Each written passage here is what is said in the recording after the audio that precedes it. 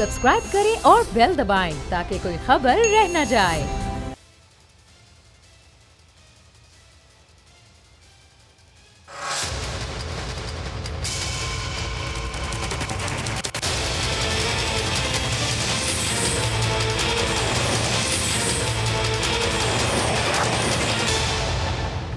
अस्सलाम वालेकुम, आप देख रहे हैं प्रोग्राम बस बहुत हो गया। मैं हूं अरबाब जहांगीर और पाकिस्तान की मईशत इस वक्त एक ऐसे मकाम पर खड़ी है जहां से उसे बेहतरी की तरफ लेकर जाना शायद इतना आसान नहीं जितना समझा जा रहा है। अब इकनॉमिक एक्सपर्ट्स मुल्क की मईशत को बेहतर बनाने का आसान, बेहतर और तेज़ हल मुआशी इस्लाहात को बताते हैं, लेकिन तहरीक इंसाफ की हुकूमत 2.5 साल में 4 वजीर खजाना तब्दील कर चुकी है। 5 FBR के चेयरमैन लगाए जा चुके हैं। मईशत को सहारा देने के लिए हुकूमत ने IMF प्रोग्राम लिया और IMF ने जो शराइत रखी उसे मान लिया गया।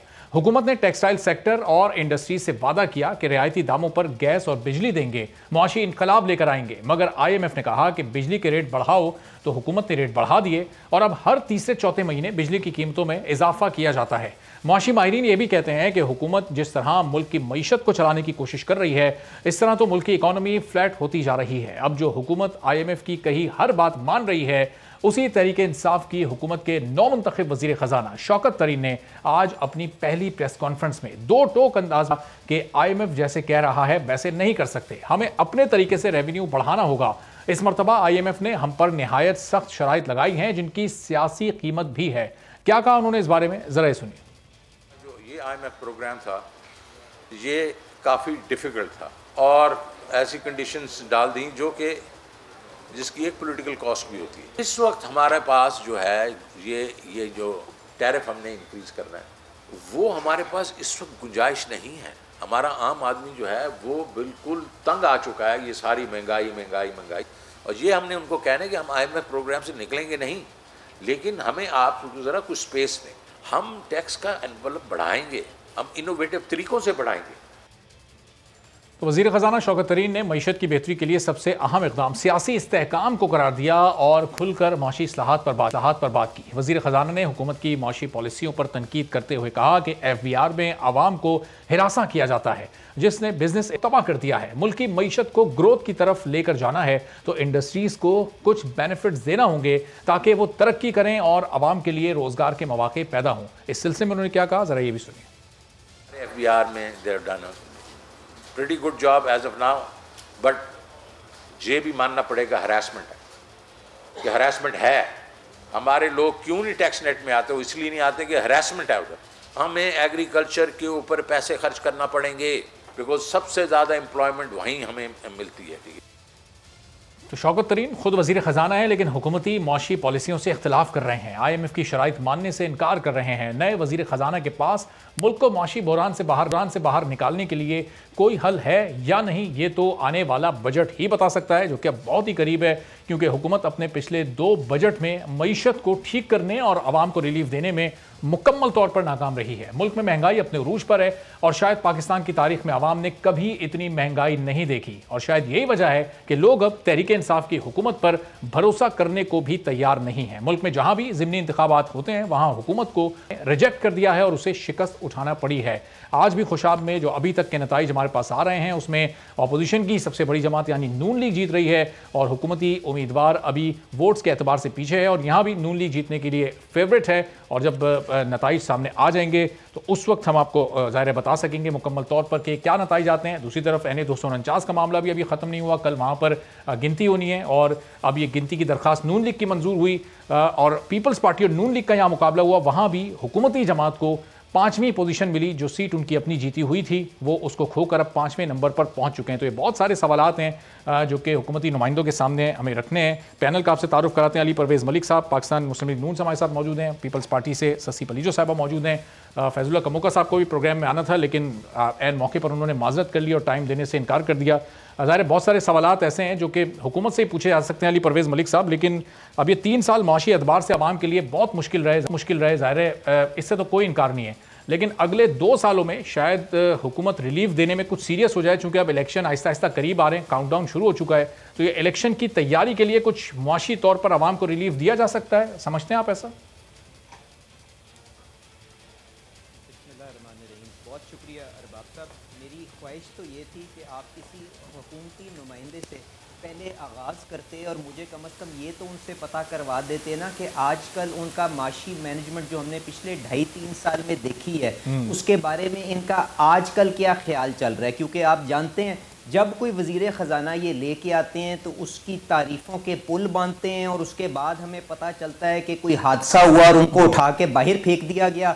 اگلا جو آتا ہے وہ پچھلے فائنانس منسٹر کے اوپر چارج شیٹ کرتا ہے اور اس کے بعد یہی سلسلہ پچھلے 2-3 سال پہ چلتا رہا ہے. تو اگر کوئی یہاں پہ نمائندہ حکومت کا ہوتا تو پہلے میں ان سے یہ پوچھ لیتا کہ مجھے کس پیرائے میں گفتگو کرنی ہے. پر اگر میں شوکت ترین صاحب کی پریس کانفرنس کو آج لے کے چلوں تو میرے خیال سے انہوں نے تو یہ بالکل کلیئرلی کیٹیگوریکلی یہ پوزیشن لی ہے کہ پچھلے 3 سال کے اندر اس ملک کا بٹا بٹھا دیا گیا ہے. تو میں آپ کا جو آگے سوال ہے اس کو اس پرسپیکٹو سے جواب دینے کی کوشش کروں گا.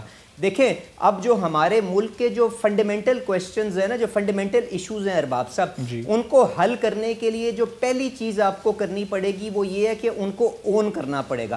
چلیں دیر آئے درست آئے, جو اپوزیشن کہتی تھی, آج کے جو فائنانس منسٹر صاحب ہیں انہوں نے کم از کم اس کو اون تو کیا. اب اس کے اندر انہوں نے ترجیحات بھی جو اپنی بتائی ہیں جو کہ ان کی ویژن ہے, یہ بالکل وہی ویژن ہے جو پاکستان مسلم لیگ نواز پچھلے 2-3 سال کے اندر آپ کو کہتی رہی ہے کہ جی اس ڈائریکشن کے اندر چلیں. میں آپ کے سامنے وہ انیومریٹ کر دیتا ہوں اور آپ اس کے پرائے کے اندر ان کی آج تک اچیومنٹس بھی دیکھ لیجئے گا. پہلا جو ایک ایشو ہمارا ہے وہ ہے آپ کا فسکل ریفارمز کا, کہ آپ کے پاس ٹیکس ریونیو اتنا اکٹھا نہیں ہوتا کہ آپ اس کے ذریعے اپنے جو اخراجات ہیں وہ اٹھا سکیں یا کوئی ڈیولپمنٹ کا کام کر سکیں.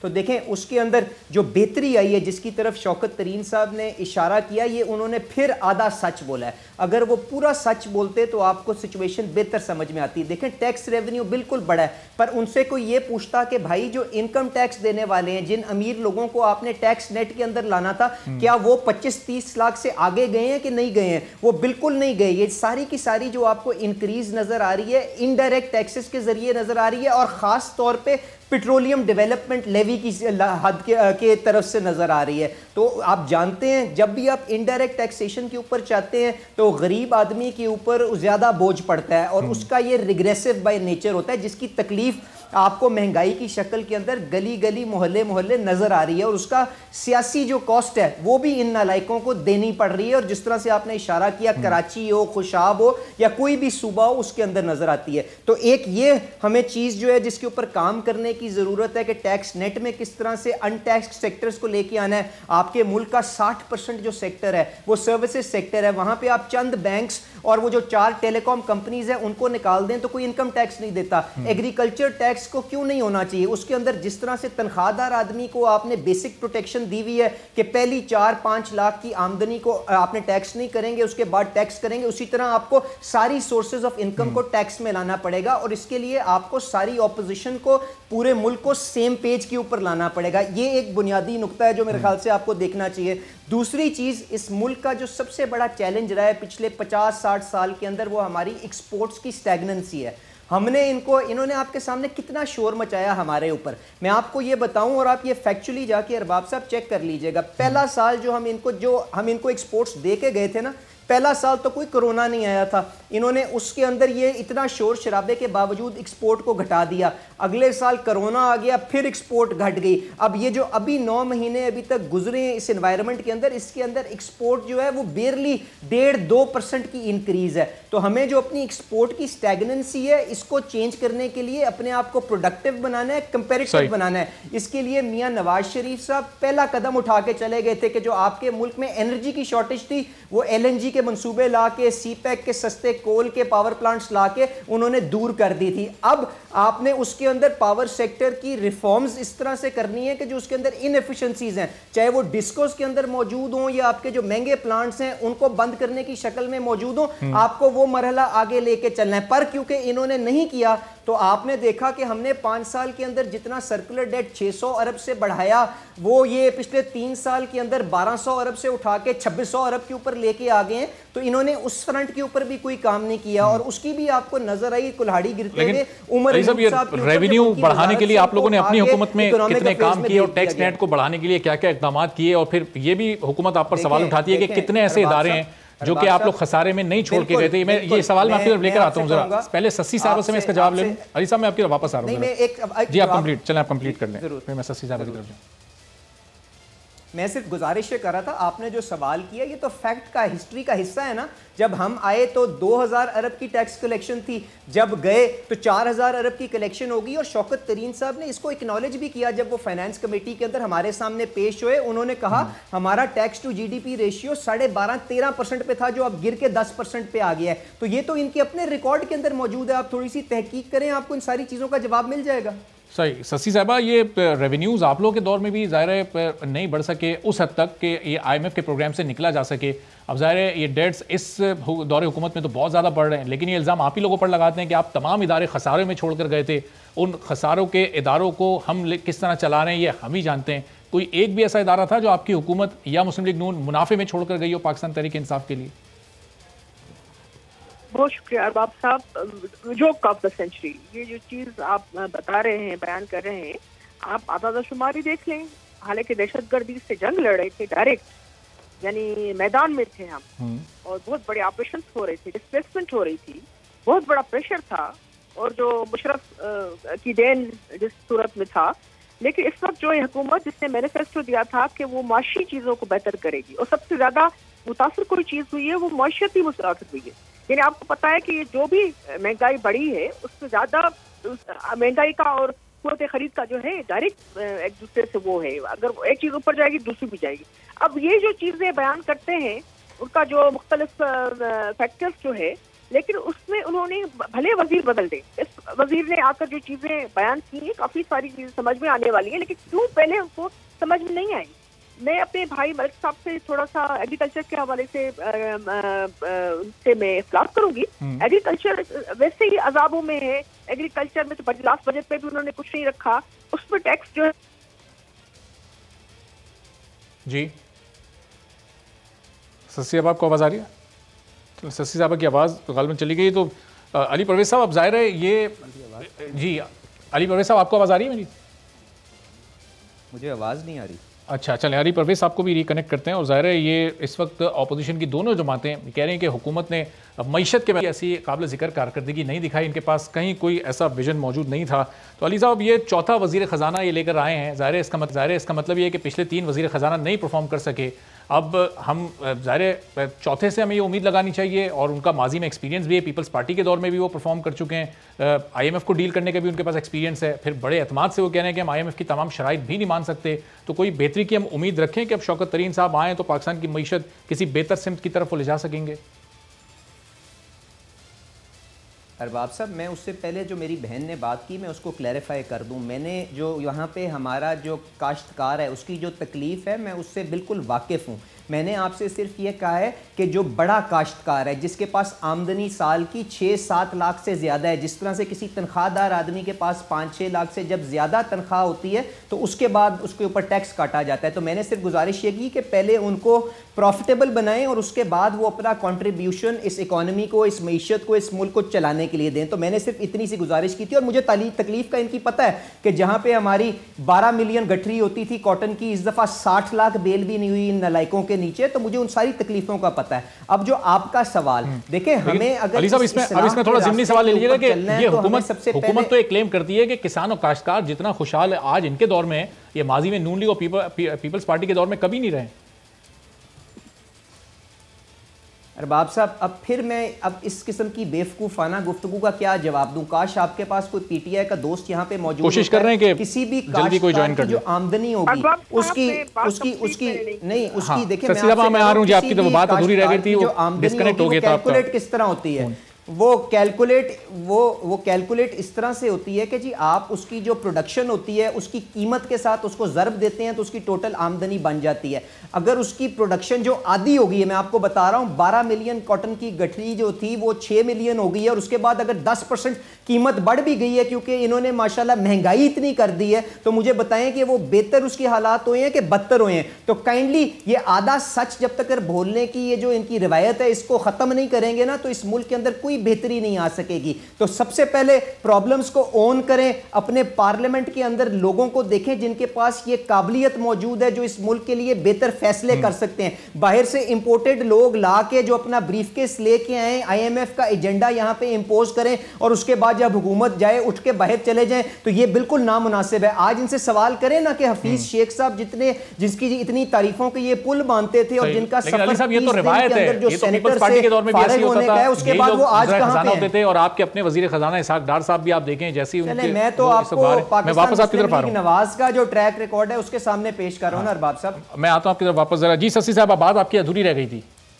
میری بات یہ تھی کہ کمر ٹوٹ گئی ہے مہنگائی کے حوالے سے. اب اس میں آپ دیکھیں کہ خوراک کی تیاری میں جو خام مال استعمال ہوتا ہے اس کی قیمتوں میں اضافہ ہو رہا ہے.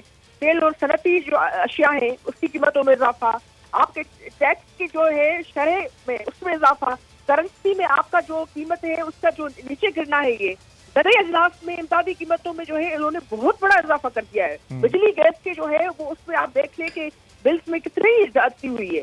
اور پھر اجرتیں, یہ جو تنخواہیں ہیں اس میں اضافہ جو ہے جس طرف ہونا چاہیے تھا اس میں, تو پینشن میں بھی آپ نے دیکھ لیا کہ کیا ہوا. پھر یہ بجٹ خسارہ جو ہے وہ ظاہری بات ہے, یہ ساری چیزیں جو بھی انفلیشن کا ریٹ اوپر گیا ہے اوپر گئی ہے اس میں یہ ساری چیزیں آتی ہے. اس حوالے سے آپ دیکھ لیں اس سے کنسرن, اس سے جڑی ہوئی جو بھی وزارتیں, جو بھی ایون آئینی ان کے فورمز میں, اس میں انہوں نے کوئی بھی ایک آپ کو یعنی ایک ٹھوس آپ کو پالیسی یا جامع پالیسی آپ کو نظر نہیں آئے گی. آج جو بیان کیا ہے شوکت طرین صاحب نے, جس سے یہ ڈسر کرتے تھے, جس کو وہ کرٹیسائز کرتے تھے, کنٹراڈکٹ کرتے تھے جن کی پالیسیز سے, اگر آئی ایم ایف سے ہم پہلے ہی جو ہے اپنی ان کی شرائط اگر کچھ مانتے ہوئے بھی, لیکن اتنا عوام کے ساتھ ظلم کہ دیکھیں کہ صرف بجلی کی طرف آپ دیکھیں 3 یونٹ جو ہے ابھی بھی جو اضافہ جو ہے, آپ سوچیں ایک طرف کروڑا پورا سال یعنی معیشت ویسے بھی اس میں, اور اوپر سے جو حقائق آ رہے ہیں یہ تو ماننے کے لیے تیار نہیں تھے. خود ان کے لوگ جو ہے انہیں کی جو ہے سرکلس میں باتیں جو نکل رہی ہے, دیکھیں ان کی اسٹیٹ بینک کے جو ہے یا ان کے بیورو آف اسٹیٹسٹکس کے جو ہے آپ ان کے اعداد و شمار دیکھیں. تو فارن انویسٹمنٹ جب ہوئی نا, جب آپ کی جو ہے صورتحال یہ سامنے اژدہا کی طرح منہ کھولے غریب آدمی کے پیچھے پڑی ہو, اس میں جامع پالیسی جو پی ٹی آئی کی بڑے بانگ دعوے ہوتے تھے اس میں یہ بہت فیل ہوئے, ناکام ہوئے. یہ نہیں ہے کہ تنقید برائے تنقید ہے, یہ نہیں, یہ سینسبل لوگ ہوتے تو ٹیم پہلے سے وہ. اور سسی صاحب اس ناکامی کی پولیٹیکل کاسٹ بھی تو پے کر رہے ہیں نا. آپ دیکھیں این 249 میں الیکشن ہار رہے, ابھی خوشاب میں بھی پوزیشن کوئی اتنی بہتر نہیں, اس سے پہلے ملیر میں بھی آپ سے الیکشن ہار چکے ہیں, نوشہرہ میں نون لیگ سے ہار چکے ہیں, اپنے گھر کی سیٹ نکال لی. تو عوام کا ریئیکشن تو آ رہا ہے ان ساری چیزوں پر. ارباب سیاسی چیزوں کی نہیں, اگر ان کو تکلیف, عوام کا نقصان ہوا ہے. عوام جو ہے وہ بالکل کمر ٹوٹ چکی ہے عوام کی. آپ دیہاتوں میں جا کر دیکھ لیں, آپ جو آپ اجلاس کی جو بھی میں نے بات کی, آپ کی جو ہے چینی اور اس سے تو یہ نپٹ نہیں سکے, صرف سارا بار آ گیا شوکت طرین پر, اور شوکت طرین صاحب کے حوالے سے بھی ٹیم الگ سے بن گئی ہے. اب جو ہے ان کے پاس دور اندیشی والی بھی ایک جو ہوتی ہے نا, ایک آپ کی وسیع نظری ہوتی ہے. آپ کو پتا ہوتا ہے کہ اس میں اگر ناکام جا رہے ہیں تو تھوڑا جو ہے وہ پلان بی کیا ہونا چاہیے. تو پلان بی کے پاس یہی ہے کہ وزیروں کی بار بار تبدیلی کی جائے. صحیح. تو اب علی پرویز ملک صاحب, یہ اب ظاہر تھوڑا سا ذرا موضوع کو چینج کرتے ہیں. الیکٹرانک ووٹنگ مشین جو یہ لے کر آنا چاہتے ہیں, اس نظام کو رائج کرنا چاہتے ہیں اس وقت پاکستان کے اندر, چونکہ ظاہر ہمارے ملک میں بھی روایت ہو گئی ہے جو الیکشن ہارتا ہے تمام جماعتیں دھاندلی کا شور مچا دیتی ہیں.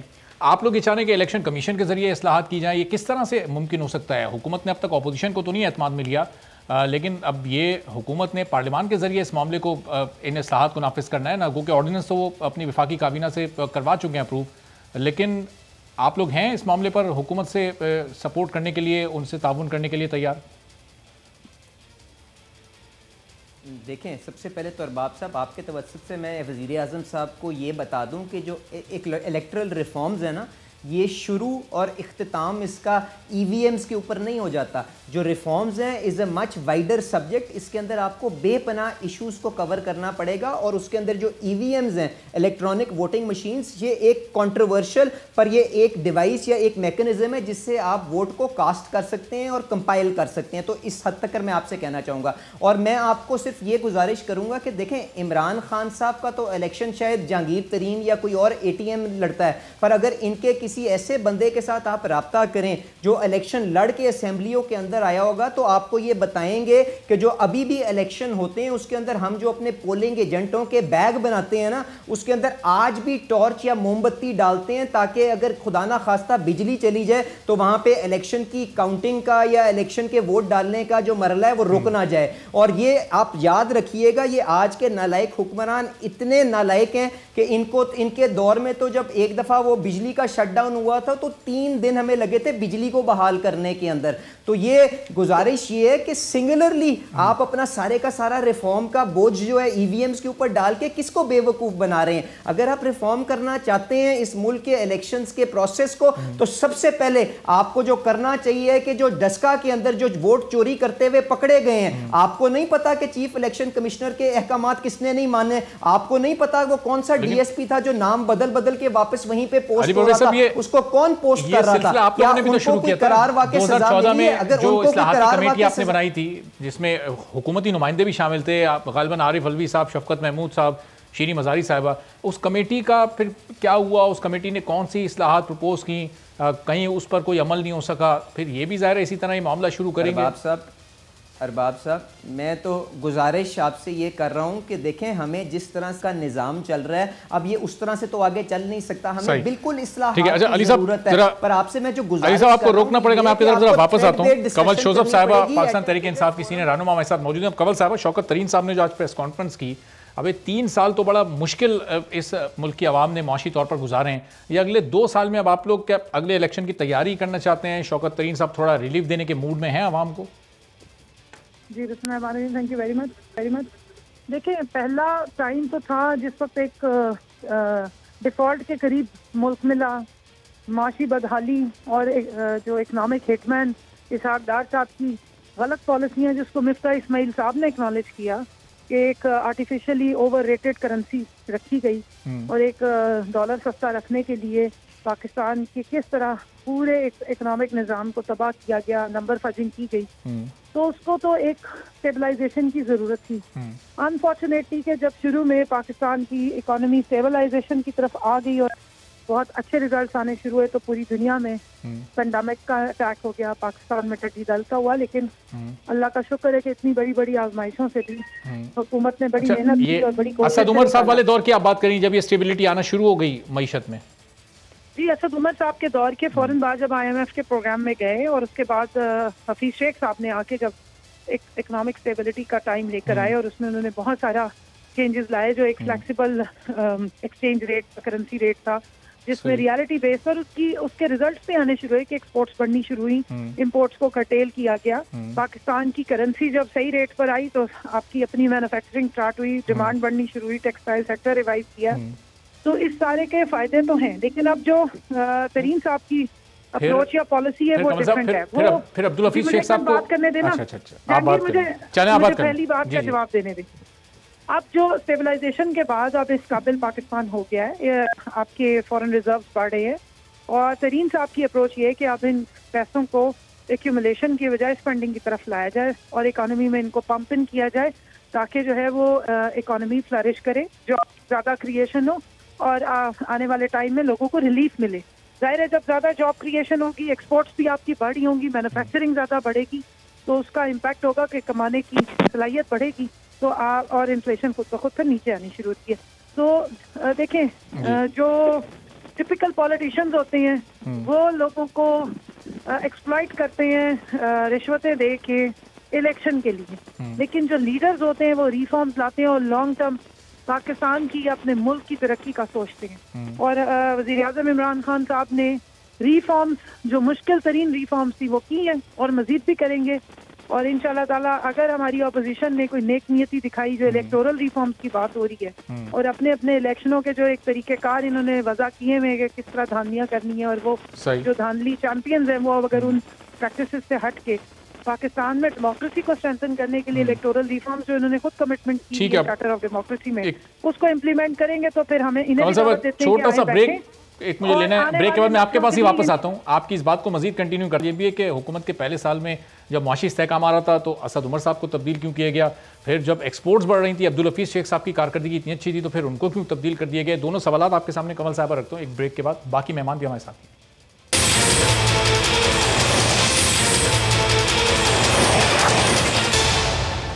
پروگرام میں ایک بار پھر آپ کو خوش آمدید کہتے ہیں. تو کنول صاحب وقت ضائع کیے بغیر آپ کی طرف میں سوال لے کے آتا ہوں. بریک سے پہلے میں آپ سے پوچھنا چاہ رہا تھا, پھر جب اتنی بہترین تمام وزرائے خزانہ کی کارکردگی تھی, خود وزیر اعظم بھی مختلف وقتوں میں تعریف کرتے رہے, پھر یہ پے در پہ تبدیلیاں کیوں کی گئیں کہ آج سال تیسرا ہے اور وزیر خزانہ چوتھا ہے ہمارے ملک میں؟ دیکھیے جی, ہر ایک وزیر خزانہ کی اپنی ایک اسپیسیفک اپروچ ہے. اکانومی میں یا اکنامکس میں یا فائنینس میں ہر بندے کی ڈفرینٹ اپروچ ہوتی ہے, اور جس وقت جس بندے کی جو اپروچ چاہیے تھی اس سے وہ کام لیا گیا ہے اور انہوں نے اپنا کام بہتر انجام دیا ہے. لیکن یہ تو وزیر اعظم کا استحقاق ہے کہ وہ اب کس پیس پہ چاہتے ہیں. دیکھیں جس طرح حفیظ شیخ صاحب کیونکہ ریسنٹ چینج ہے ان کا, میں ان کی بات کرتی ہوں اور اکنامک ڈویژن میں بھی ہوتی ہوں. لاسٹ بجٹ میں بھی ہم نے بجٹ سیشنز, اس وقت جب ضرورت تھی کہ اسٹیبلائزیشن ہو, ایک اسٹیبلٹی آئے, آپ کے پاس ریزروز ہونے چاہیے, آپ کی پالیسیز ایسی ہونی چاہیے جو اس وقت ملک میں بزنس مین کا کانفیڈنس بلڈ اپ کرنے کے لیے, وہ سب انہوں نے کیا. لیکن اب ترین صاحب کی ایک اگریسو پالیسی ہے, وہ ایک فرنٹ فٹ پہ جا کے اگریسو طریقے سے گروتھ ریٹ کو بڑھانا چاہتے ہیں اور اس کے لیے اسپینڈنگ کی ضرورت ہے. تو ان کی اپنی ایک اپروچ ہے, ان کا بینکنگ کا تجربہ ہے, وہ اس طرف اکانومی کو لے کر جا رہے ہیں. تو یہ مختلف ٹائم پہ جس طرح, اور ایک اکانومی یا پاکستان کی اکانومی جو ہے وہ اتنا سمپل اور ایزی سبجیکٹ نہیں ہے. یہ بہت مشکل ترین ایک حالات تھے جس سے یہ پاکستان تحریک انصاف کی حکومت, وزیر اعظم صاحب کی جو ڈٹرمنیشن اور ان سب ٹیم کا جو ورک ہے, اور یہ صرف ایک شخص کی ٹیم ورک نہیں ہوتا, پیچھے بہت سارے لوگ اور بھی ہیں جو ان ساری پالیسیز میں یا اس میں ایکسپرٹس جو ہیں وہ اپنی رائے دے رہے ہوتے ہیں. تو میں یہ سمجھتی ہوں کہ at the end of the day اگر ریزلٹس اچھے آئیں گے, عوام کو ریلیف ملے گا, ملک ترقی کرے گا, ایکسپورٹس بڑھیں گی, فارن ریزروز بڑھیں گے, تو ہمارا تو گول وہ ہے. تو کون صاحب یہ آپ سمجھتے ہیں کہ پچھلے 3 سالوں میں ریزلٹس اچھے آئے, عوام کو ریلیف ملا, معیشت صحیح سمت میں چلی, اس کا فائدہ عوام کو ملا پچھلے 3 سالوں میں؟ کیونکہ پھر اگر ملا ہوتا تو پھر ضمنی انتخابات بھی آپ لوگ جیتنے میں کامیاب ہوتے. میں صرف اتنا کہہ رہی ہوں کہ جو آپ نے شروع میں کہا, آواز آ رہی ہے آپ کو؟ جی آ رہی ہے, آپ بات کیجیے گا. شروع میں آپ نے کہا کہ جی یہ آپ الیکشن کی طرف جانے کے لیے کر رہے ہیں. دیکھیں ہم ڈے ون سے اگر وہی پالیسی رکھتے کہ قرضے لیتے رہتے, ایک دکان کھولی بھی ہوتی, قرضے لیتے رہتے, اور قرضوں سے جو ہے وہ اسپینڈنگ دکھاتے اور پھر کہتے کہ دیکھو واجب آپ بہت گروتھ ہے, بڑی ترقی ہو رہی ہے, آمدن کوئی بھی نہ ہو, خرچے ہی خرچے ہوں, خرچے آپ پورے کر رہے ہو قرضے لے کے, اور قرضے کو ریٹرن بھی کریں وہ بھی قرضے لے کے, تو مجھے بتائیں یہ تو گھر کے بھی ماڈل اس طرح نہیں چلا کرتی. لیکن کون سا اب یہ ریونیو بڑھائیں گے کیسے؟ جو شوکت ترین صاحب ریونیو کو بڑھانا چاہتے ہیں, کہہ رہے ہیں کہ آئی ایم ایف کی ٹیکس نیٹ بڑھانے کے لیے ظاہر ایکسپرٹس بیٹھے ہوئے ہیں, اور پاکستان میں انفارچونیٹلی زکوٰۃ, خیرات, ہر چیز دینے کے لیے پاکستانی دل کھول کے آگے لاتے ہیں. لیکن جس وقت ٹیکس کی بات آتی ہے تو ان کا کانفیڈنس نہیں, اس لیے کہ ادارے اس طرح پرفارم نہیں کرتے رہے. انہوں نے ایک ہراسمنٹ کا آج ورڈ یوز کیا کہ اداروں کی طرف سے ہراسمنٹ بھی ہوتی رہی ہے تو لوگ ڈرتے بھی ہیں. لیکن یہی بات ہے کہ جب آپ کا بزنس مین کا کانفیڈنس بڑھتا ہے, آج دیکھیں کہ اوورسیز پاکستانی کا کانفیڈنس بڑھا ہے, ڈیجیٹل روشن اکاؤنٹ میں $1 بلین سے اوپر اگر انویسٹمنٹ آ رہی ہے تو دیٹ مینس کہ لوگ ٹرسٹ کر رہے ہیں نا اس حکومت پہ, اور وہی ٹرسٹ بلڈنگ جو میئرز ہیں مزید لیے جائیں گے, اور انشاءاللہ ٹیکس نیٹ بڑھے گا, ریونیو زیادہ جنریٹ ہوگا, تو پوری پاکستان کی قوم کو ہی فائدہ ہوگا. اور اس کے بہت سارے طریقے ہیں, شبر زیدی صاحب نے بھی بڑی کوشش کی, لیکن ظاہر ہے ابھی بہت سارے ایسے ایلیمنٹس, ایسے مافیاز بیٹھے ہیں جو نہیں چاہتے ہیں کہ ان کی ایل کاٹن منی یا جو انہوں نے انلیگل طریقے سے پیسے اکٹھے کیے ہیں وہ ڈکلیئر ہو سکیں. تو لیکن ان کے لیے بھی بہت سارے طریقے کار ہیں, وضع کیے جا رہے ہیں کہ چیزیں سامنے آ جائیں.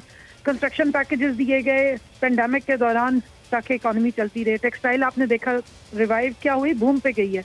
یہی ٹیکسٹائل تھی جو 2016 میں بند ہو گئی. بلومبرگ کی رپورٹ بتاتی ہے کہ 5 لاکھ لوگ یہاں پہ جو ہے وہ بے روزگار ہوئے. دیکھیں اکانومی کا سب سے بڑا انڈیکیٹر یہ ہوتا ہے کہ آپ کی اکانومی چل رہی ہے اور آپ کی ایکسپورٹس بڑھ رہی ہیں. انڈسٹری چلنی شروع ہوتی ہے تو مزدور کو جو ہے مزدوری ملتی ہے, ویلتھ کریٹ ہوتی ہے تو نیچے تک اس کا امپیکٹ آتا ہے. لیکن آج آپ نے دیکھا ہے شوکت ترین صاحب کی بات کی, میں ایز سوشل سائنٹسٹ ہمیشہ یہ کہتی ہوں کہ ڈبل اپروچ پہ ہمیں جانے کی ضرورت ہے.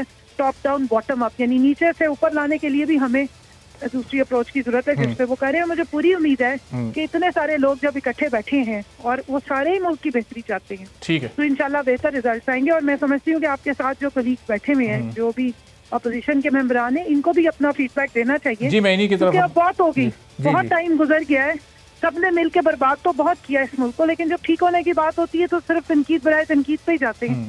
یہ ہمارے آنے والی نسلوں کا معاملہ ہے, ہم نے تو سیکریفائز کیا. ٹھیک ہے, چلیں کمل صاحب پوائنٹ آپ کا آگے, اب ذرا رکیے گا, میں سسی صاحبہ سے بھی ان کا پوائنٹ لے لوں. سسی صاحبہ, ظاہر ہے حکومت اس وقت بہت آپٹمسٹک ہے کہ شوکت ترین صاحب اس معیشت کو لے کر آگے چلیں گے, اور ایک بیس بنا دی ہے عبدالحفیظ شیخ صاحب نے, اور اب آ کر اس کو آگے بڑھانے کی, ایک سٹیپ آگے لے کر چلنے کی ضرورت ہے.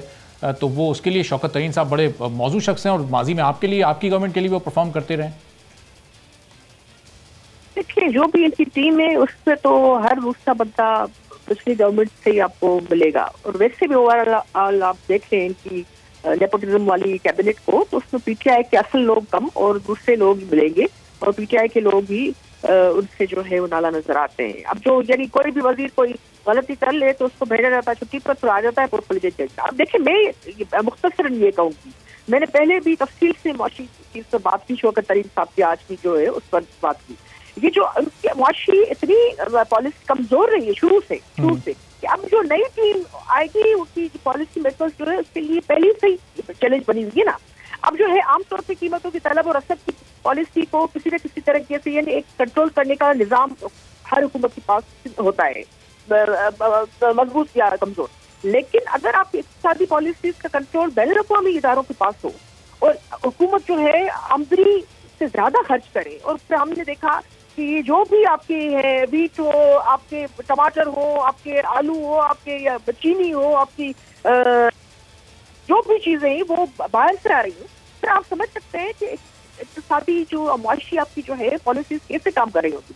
یعنی ملک میں جو ہے سب سے زیادہ یہ خسارہ جو ہے بیوپات کے حوالے سے, اس میں آپ دیکھیں کہ اس میں ذخیرہ کرنے والے بلیک مارکیٹنگ والی مافیاؤں کا راج ہے, جس کے لیے کوئی بھی ایکشن ہو دعوے بڑے کیے گئے وہ کیا گیا. اب میں آتی ہوں اس حوالے سے کہ اپوزیشن, بالکل مجھے ابھی بھی یاد ہے کہ اپوزیشن کی طرف سے معاشی معاملات کے حوالے سے تو ایک نیب والا معاملہ چل رہا تھا, وہ بالکل ایک ٹول کی طرح اپوزیشن کے خلاف استعمال کیا جا رہا ہے. وکٹمائزیشن ہے, ویپن ہے.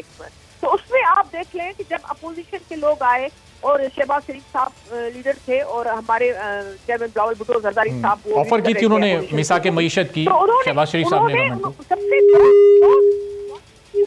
سے پالیسیز اس کا نہ صرف بیان کیا, اس کو پورا پروسیجر وہ آگے لا کے رکھا انہوں نے. کمیٹیز نے اپنی ریکمنڈیشن تھی, لیکن کیا دیکھا پارلیمنٹ کو تالے لگتے ہیں اور ان کی کوئی سننے والا نہیں تھا. سنوائی جب نہ ہو, آپ جو ہے حل نہ چاہتے ہو, آپ اپنی معاشی ٹیم پر بھی جو ہے نثار نہ کر سک رہے ہو, تو جو میں نے پہلے فیکٹرز اور ایلیمنٹ سارے آپ کو بیان کیے اس میں تو آپ دیکھ لیں نا. اب اس پہ اعداد و شمار پہ آئیں گے تو وہ تو بہت بڑا ایک گورکھ دھندا بن جائے گا. بجٹ میں بھی لاسٹ ٹائم جو ہم نے ریکمنڈیشن کی تھی آپ نے دیکھا اس میں ایک ان کے خود کے ممبرز کھڑے ہو گئے, انہوں نے کہا کہ ایگریکلچر کے حوالے سے جو ہماری ریڑھ کا ہڈی کی طرح کام کرتی ہے نا, اس کی آپ پروڈکشن اس میں دیکھ لیں آپ, اس میں انہوں نے آپ سے پتا ہے کہ ان کے خود کے ان کے صدرن پنجاب, ایون سینٹرل پنجاب, سندھ سے اور بلوچستان سے انہوں نے لوگوں نے اس پر کہا کہ بھائی خدا کے واسطے ہم سب آبادار ہیں, ہمیں پتا ہے کہ جو ہے آپ کے پالیسیز وہ نہیں. اس معیشت کی بدحالی کا ذمہ دار حکومت جس کو قرار دیتی ہے, ذرا ان سے بھی جواب لے لوں. والی پرویز صاحب, ظاہر اسحاق ڈار صاحب حکومت کے مطابق اس جگہ پر معیشت کو چھوڑ کر گئے تھے کہ وہ سدھارتے 3 سال کا عرصہ گزر گیا, اب جا کر یہ معیشت مستحکم ہو رہی ہے اور اب آگے چل کر اس نے دوڑنا ہے. اب آپ لوگ کے اعتراضات اب ختم ہونے چاہیے کہ اگلے 2 سال دیں اس حکومت کو, اور شوکت ترین صاحب کی کارکردگی کو پھر جانچیے گا, عوام بھی جانچیں گے. باب صاحب, میں تو معیشت کے اوپر بڑا ڈیٹیل سے پہلے بھی بات کر چکا ہوں, پر میں آپ سے جو مؤدبانہ گزارش کروں گا وہ یہ ہے کہ کنول صاحبہ کی کم از کم شوکت ترین صاحب کے ساتھ تو ایک میٹنگ ضرور ارینج کروا دیں, بیکاز آج بھی پریس کانفرنس کے اندر وہ پاکستان مسلم لیگ نواز کی حکومت کی مثالیں دیتے رہے, اور جس کی طرف میں نے آپ سے اشارہ بھی کیا کہ ٹیکس ٹو جی ڈی پی ریشیو 12.5% تھا جو گر کے آج 10% کے اوپر آ گیا ہے. اب انہوں نے چند باتیں کی, میں آپ کو بتا دوں. انہوں نے کہا کہ جی اب ریزروز اتنے زیادہ بڑھ گئے ہوئے ہیں کہ ہم چاہتے ہیں کہ ہم لوگوں کی خدمت کر سکیں. گزارش یہ 2-3 بلین ڈالر سے ریزروز بڑھے ہیں, اور ماشاءاللہ جو ہمارے فورن لونز ہیں وہ 95 بلین ڈالر کے اوپر ہم ان کو دے کے گئے تھے, اور آج 115 سے 120 بلین ڈالر کے درمیان ہے. تو آپ خود اس سے اندازہ لگا سکتے ہیں کہ ماشاءاللہ یہ کتنے قابل ہیں. اور جو اوور آل ملک کے قرضے ہیں اس کے اوپر میں آپ کو چھوٹی سی ایک مثال دے دوں کہ میاں نواز شریف صاحب کی 3 حکومتیں, اس کے اندر جو انہوں نے کام کیے وہ تو ایک سائیڈ کے اوپر, پر ان 3 حکومتوں کا قرضہ آپ ایک سائیڈ پہ کر لیں اور عمران خان صاحب کے پچھلے 3 سال کا ایک سائیڈ پہ قرضہ کر لیں, تو آپ کو یہ دیکھ کے پریشانی ہوگی کہ پچھلے 3 سالوں میں جس سپیڈ پہ ہم نے قرضے لیے ہیں وہ ایک حیران کن رفتار تھی. اور اس کے باوجود, اور جب آپ یہ دیکھتے ہیں کہ اس کے ساتھ ساتھ ہم نے فلاح کا کوئی کام نہیں کیا, لوگوں کو مہنگائی سے مار دیا, پیٹرول کے اوپر 30 روپے PDL لگا دیا, اور پتہ نہیں کیا کچھ نہیں کیا, کسی جگہ کے اوپر کوئی اینٹ نہیں لگائی فلاح کے لیے, تو آپ اس کے اوپر اپنی تعریفوں کے پل باندھتے ہیں, تو میری تو وہ سمجھ سے باہر ہے.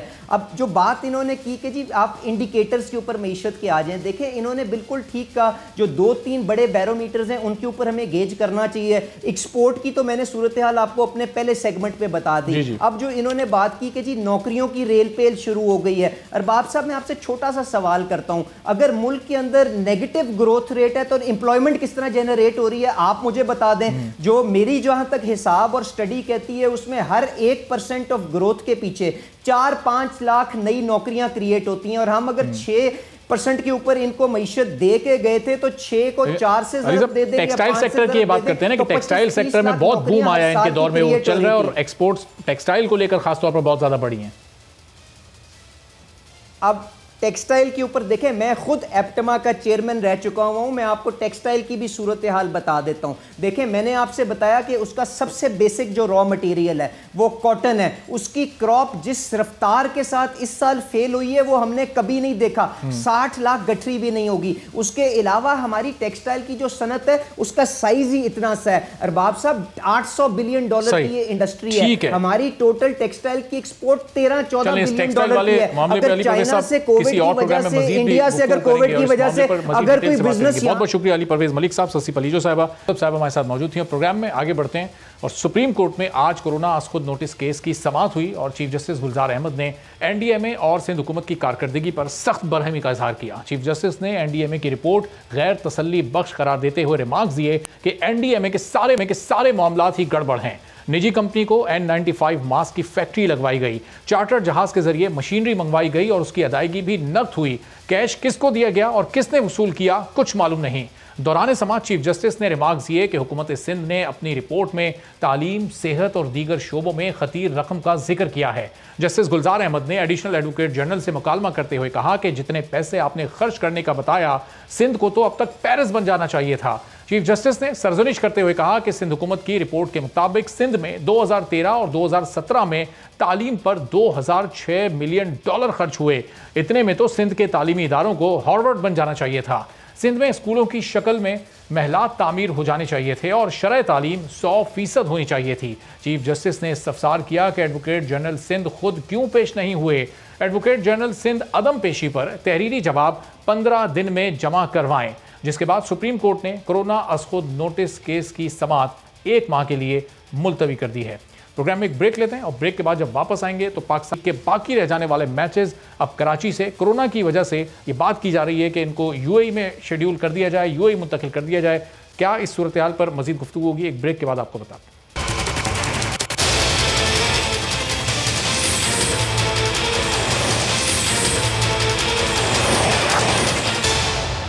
پروگرام میں ایک بار پھر آپ کو خوش آمدید کہتے ہیں. پاکستان سپر لیگ کے باقی رہ جانے والے میچز 1 جون سے کراچی میں شیڈیول ہیں, لیکن کورونا کی اس تیسری لہر کی وجہ سے ایسا ہوتا ممکن دکھائی نہیں دے رہا کہ میچز ہو سکیں. فرنچائز مالکان لیگ کو یو اے ای منتقل کرنے کی بات کر رہے ہیں, اور اس کے لیے پی سی بی نے رضامندی تو ظاہر کر دی ہے, مگر پی سی بی کا یہ بھی کہنا ہے کہ لیگ کی منتقلی کے لیے جو بھی فیصلہ این سی او سی کی ہدایت کے مطابق ہوگا اسی کو مانا جائے گا. خبریں یہ آ رہی ہیں کہ این سی او سی نے کراچی میں انعقاد نہ کرنے کی ہدایت دی ہے, تو ایونٹ کو اب یو اے ای منتقل کیا جا سکتا ہے, کیونکہ پی سی بی کے لیے ایونٹ مکمل کرانا بھی ضروری ہے اور آگے پھر اس کی ونڈو ملنا بھی مشکل ہے, اور اسی بنیاد پر پی سی بی اس ایونٹ کو یو اے ای منتقل کرنے پر اس وقت رضامند بھی ہے. اب کراچی میچز ہونے تھے 20 دن کے لیے, اور جب یہ ٹورنامنٹ کینسل ہوا تھا اس وقت پوسٹ پون ہوا تھا, اس وقت بھی کراچی میں میچز چل رہے تھے, اور اس وقت 20%, پھر کچھ میچز میں 50% کراؤڈ آیا, جس کے بعد کچھ کھلاڑیوں میں پازیٹیو کیسز سامنے آئے, اور اس کے بعد اس کو ٹورنامنٹ کو ملتوی کر دیا گیا تھا. تو اب اس کو ایک بار پھر کراچی سے شفٹ کیا جانا کووڈ کی سچویشن کے پیش نظر کیسا فیصلہ ہو سکتا ہے؟ تجمل حسین صاحب ہمارے ساتھ موجود ہیں, انہیں سے جانتے ہیں. ایل ایف ڈی کے چیئرمین ہیں, اور ان کا ادارہ کووڈ اسٹیٹسٹکس کے حوالے سے بڑا اچھا کام کر رہا ہے.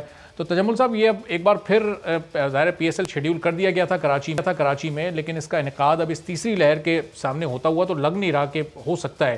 یہ ایک بہتر فیصلہ ہوگا کہ اگر اس کو کراچی سے یو اے ای شفٹ کر دیا جائے, کہ ٹورنامنٹ بھی ہو جائے اور پھر یہ کووڈ پھیلنے کا خطرہ بھی نہ ہو اور اتنی ساری جانوں کو بھی خطرے میں نہ ڈالا جائے. بسم اللہ الرحمن الرحیم. شکریہ ارباب, اپنے شو پہ مجھے انوائٹ کیا. دیکھیں, کوئی بھی فیصلہ جس سے ہم ملک کے اندر کووڈ سپریڈ کو روک سکیں وہ بہتر ہی ہے. ابھی آپ کے سامنے ہے بہت اچھے میجرز لیے جانے کی کوشش کی گئی, پیسے خرچ کیے گئے, لیکن آئی پی ایل کے اندر پھر بھی کیسز نکل آئے ہیں اور اب انہیں اپنے میچز بھی کینسل کرنے پڑ رہے ہیں اور بہت سی دفعہ انہیں سوچنا پڑ رہا ہے کہ کیا وہ اسے کنٹینیو بھی کریں نہیں. تو ہمیں سیکھتے ہوئے کہ اب تو کینسل ہو گئی, آئی پی ایل بھی پوسٹ پون کر دیا گیا اب تو آفیشیلی. جی بالکل. اسی طرح ہمیں سیکھتے ہوئے کہ ارد گرد جو ڈفرینٹ میوٹیشنز آ رہی ہیں اس بیماری کی, کیا ہمیں اسے کنٹینیو کرنا چاہیے, کینسل کرنا چاہیے یا کسی اور ملک میں اسکیڈول کرنا چاہیے, یہ ہماری اسپریڈ آف ڈیزیز کو دیکھتے ہی فیصلہ کیا جائے گا. اگلے 2 سے 3 ہفتے پاکستان کے لیے بہت کرٹیکل ہیں, جس کے اندر پاکستان کی ٹریجیکٹری اور کلیئر ہو جائے گی. اس کے بعد این سی او سی کے لیے حتمی فیصلہ کرنا زیادہ آسان ہو جائے گا.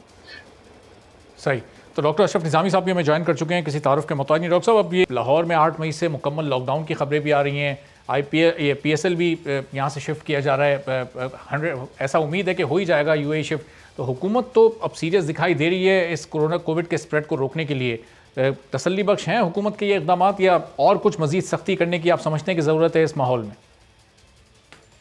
شکریہ ارباب. دیکھیں کہ آپ کے ساتھ تو ہمارا ڈے 1 کے ساتھ جو سٹانس لایا ہے, مطلب کہ اگر میرا کوئی گواہ ہے تو وہ آپ ہی ہو زیادہ, مطلب باقی دوست بھی ہیں لیکن اس پر سب سے زیادہ غالباً آپ ہی ہو, جن کے ساتھ میں چیختا چلاتا رہا ہوں on behalf of Pakistan medical association کہ ہم ایک ایسی مطلب آگ کی طرف اپنے آپ کو لے کے جا رہے ہیں جس کا سدباب کرنا انتہائی ضروری ہے. ابھی بھی آپ نے دیکھا کہ مطلب حکومت کی طرف سے مطلب rate of the state, rate of the government جو میرا ہمیشہ مانا اور میری ریکویسٹ کرنا چاہیے حکومت سے ایز کیپٹن آف دا شپ ان کو بہیو کرنا چاہیے. اور آپ نے دیکھا کہ پھر اگین کہ ریلیجس ایک جلوس نکالے گئے اور اس کے ساتھ جیسے مطلب عوام الناس کا مطلب 230 کے اوپر عملداری کی, کیا کو ہو ہی نہیں کر سکتا practically, it is not possible. How one can ask for کہ چھوٹے چھوٹے ہمارے بازار ہیں اور چھوٹے بازاروں میں ہم چاہیں گے جی ہم سوشل ڈسٹینسنگ رکھیں گے. یہ تو فیصلہ کرتے ہوئے امید بھائی کہ ہم فیصلے کو چاہتے ہیں کہ اس کی مطلب خلاف ورزی ہوگی. تو میں سمجھتا ہوں کہ یہ حکومت پنجاب نے جو آج فیصلہ کیا ہے ڈاکٹر یاسر راشد کی مطلب زیر صدارت لاک ڈاؤن کا جو کیا ہے 8 سے لے کے غالباً 15 یا 16 تک یا 2 ہفتے کے لیے, کیا not aware of the date, لیکن یہ جو کیا میں سمجھتا ہوں یہ بالکل درست فیصلہ کیا ہے. آل دو کہ میرا یہ ماننا ہے کہ اٹ از اے لیٹ. ابھی جو ہم بد پرہیزی اور بد احتیاطی کر چکے ہیں من حیث القوم اور ایز اے سوسائٹی, اس کا تو خدا معاف کرے خاکم بدہن, اس کا تو ہمیں ابھی دیکھنا ہوگا. ابھی مطلب جس کے ہفتے 10 دن کے اندر ہی ہمارے سامنے چیزیں آ جائیں گی. اور یہ 2 ہفتے کی جو صورتحال ہے اگر ہم نے پورے پاکستان کے اندر اور پرٹیکولرلی انوندا ہاٹ اسپاٹ کے والے فیصلے کرنے میں ہم نے ڈیلے کیا تو پھر یقیناً یہ مشکل ہوگا. میں اپریشیٹ کرنا چاہوں گا گورنمنٹ کو کہ جو ایئرپورٹ ہم جا کے اپنائی ہیں, جس کا کہ ہم پہلے سے مطلب اس کا تقاضا کر رہے تھے, حکومت کو یہ کرنا چاہیے. And that is what we have seen کہ اگر ہم نے ایئرپورٹ کے اوپر نہیں کیا, یو کے ساتھ ہم نے یہ ساری چیزیں کی نہیں کی, تو آج ہمیں یہ دیکھنا اور کرنا پڑ رہا ہے اسلام آباد اور اس کے ساتھ اور جن کے اندر بھی جو انکریز آ رہی ہے اور ہمارے پازیٹیوٹی ریٹ جو 34-38% کے اوپر مطلب دیکھنے کو آ رہا ہے کہ بعض جگہ کے اوپر, تو یہ it is a very alarming situation. اور میں سمجھتا ہوں کہ ہم ایمرجنسی سے اگلے قدم کی طرف چلے گئے. تو ابھی ہمیں کوئی نہ کوئی اس کا سدباب اور صورتحال کو پیشنٹ کیئر ٹھیک ہے. چلیں ڈاکٹر صاحب میں تجمل سے بھی جان لوں کہ یہ پنجاب حکومت نے تجمل جو فیصلہ کیا ہے ظاہر ہے اچھا فیصلہ ہے کہ اب یہ مکمل لاک ڈاؤن کی طرف جا رہے ہیں. دوسرے صوبوں کو بھی یہ فیصلہ کر لینا چاہیے, کہیں پھر بہت دیر نہ ہو جائے, پھر وہ بہت سختی ہو جس طرح پہلے فیز میں وہ لاک ڈاؤن کیا گیا تھا کہ اس طرح کا لاک ڈاؤن کرنا پڑے, اس سے پہلے یہ ڈیسیجن لے لینے چاہیے. جی دیکھیں ارباب, میرے حساب سے پورے پاکستان کو لاہور کی کیس اسٹڈی کو بڑے غور سے دیکھنا چاہیے. آپ کے ملک میں اس وقت 600 سے زیادہ وینٹس آکیوپائڈ ہیں, اس میں سے 40% وینٹس صرف لاہور میں. تو Lahore is passing through a very critical time. میرے حساب سے لاک ڈاؤن کسی بھی گورنمنٹ کے لیے آخری قدم ہوتا ہے جب گورنمنٹ بالکل بے بس ہو جاتی ہے. اس سے پہلے اسمارٹ لاک ڈاؤنز ہوں یا اسکولس کے کلوزر کی بات ہو یا اسینشل بزنسز اوپن رکھ کے باقی بزنسز کو ورک فرام ہوم یا لمیٹڈ آورس کی بات کی جائے, ہر گورنمنٹ کوشش یہ کرتی ہے کہ وہ ان ساری آپشنز کو پہلے ایگزیکیوٹ کرے اس سے پہلے کہ انہیں آخری آپشن, کیونکہ اس کے بعد گورنمنٹ کے پاس بچتا کچھ نہیں ہے, آپشن وہ ہے لاک ڈاؤن. تو میرے خیال سے سندھ گورنمنٹ جس سپیڈ سے چاہ رہی ہے, اگر اسی سپیڈ سے میجرز ایگزیکیوٹ بھی کرتی رہی تو میرا نہیں خیال کہ کمپلیٹ لاک ڈاؤن کی طرف جائے گا. اس سے پہلے انشاءاللہ سچویشن بہتر ہو جانی چاہیے if execution is done properly. صحیح. تو ڈاکٹر صاحب اب یہ جس طرح فیڈرل گورنمنٹ نے یہ لمبی چھٹیوں کا عید پر اعلان کر دیا تھا تو یہ ان چھٹیوں کو مکمل لاک ڈاؤن کے طور پر ایک ٹیسٹ کیس بنا کر سچویشن کو بہتر کرنے کے لیے استعمال کیا جا سکتا تھا تاکہ اس کے بعد پھر فیصلہ ہوتا کہ عید کے بعد مکمل لاک ڈاؤن کرنا ہے یا نہیں کرنا. آپ کو نہیں لگتا یہ پورے ملک کی سطح پر یہ اعلان ہونا چاہیے تھا؟ جی ڈاکٹر صاحب آواز آ رہی ہے آپ کو؟ چلیں تجمل فیڈرل جی ڈاکٹر صاحب آپ سے میں پوچھ رہا ہوں. جی دیکھیں میں سمجھتا ہوں کہ یہ جو انڈیکیٹرز آ رہے ہیں with all my due respect میں سمجھتا ہوں کہ اس وقت فیصلہ کرنا جبکہ آپ کو دیر ہو جائے اور ٹو اسیس اینڈ ایویلویٹ یہ میں سمجھتا ہوں کہ یہ کوئی مناسب نہ ہوئے گا. اگر ہم نے پریونشن کی طرف کرنا ہے تو دیر از دی اونلی آنسر جو دنیا نے سیکھا that is the lockdown. اس کے علاوہ قطعی طور پہ ہمارے پاس کوئی ایسی چیز نہیں ہے کہ جس کے ساتھ ہم اس کو روکنے کے لیے کامیاب ہو سکتے ہیں. مطلب ہمارے سامنے سکسیسفل اسٹوریز وہاں پہ ہیں اور ایسی ویٹ کرنے کے ساتھ وہ بھی اسٹوری ہے. آئی انڈرسٹینڈ کہ حکومت کے لیے مشکل فیصلہ ہے, یہ بہت مشکل فیصلہ ہے, لیکن حکومت کو فیصلہ کرنا ہے. ابھی یہ جو ہے کہ ہمارے ساتھ NCOC جو ہے کہ حکومت پنجاب میں جی ہم ریکمینڈ کر رہے ہیں, NCOC کو لکھ رہے ہیں, NCOC ہمیں اس کی پرمیشن دے گی تو پھر then we are going to for the lockdown. میں سمجھتا ہوں کہ it is a time with 18th amendment کہ ہر صوبوں کو اپنے فیصلے کرنے ہیں اور ہر صوبوں کو اپنے فیصلے کرنے چاہیے. یہ میرا ماننا ہے. اس کے ساتھ اگر حکومت پنجاب نے یہی فیصلہ کر دیا تھا تو آج لاہور کے اندر جو کنڈیشن ہے, گجرانوالہ کے اندر جو کنڈیشن ہے, پنڈی کے اندر ہے, تو یقیناً وہ ایسا نہیں ہوتا. مطلب یہ یقیناً ضروری فیصلے ساری چیزیں ہیں, لیکن اگر حکومت نے انڈیپینڈنٹلی یہ فیصلہ کر دیا ہوتا اور بغیر اس کے کہ ہم نے ریکمینڈ کیا, اور آپ جانتے ہیں کہ آج کے ہفتہ 10 دن پہلے حکومت پنجاب نے کیبنٹ نے یہ کر کے ریکمینڈ کر کے بھیجا تھا کہ جی ہمیں ایسے کرنے کی اجازت دی جائے NCOC کے ساتھ آ کے. تو میں سمجھتا ہوں کہ that should be dealt at the local level اور provincial سے بھی نیچے آٹونومس ہو کے ان کو فیصلے کرنے چاہیے کہ آج کراچی حیدرآباد سیکٹر کے اندر مطلب سیکٹر حیدرآباد کے اندر جلوس نکالے جا رہے ہیں, آر دے ویٹنگ فار کہ پازیٹیوٹی ریٹ بڑھ جائے تو پھر اس کے ساتھ کریں گے.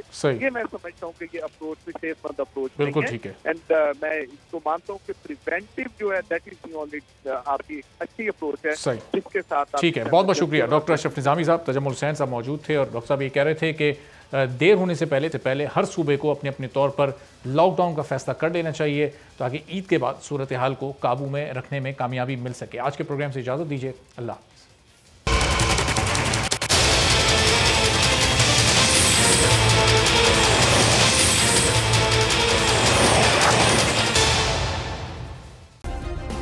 سبسکرائب کریں اور بیل دبائیں تاکہ کوئی خبر رہ نہ جائے.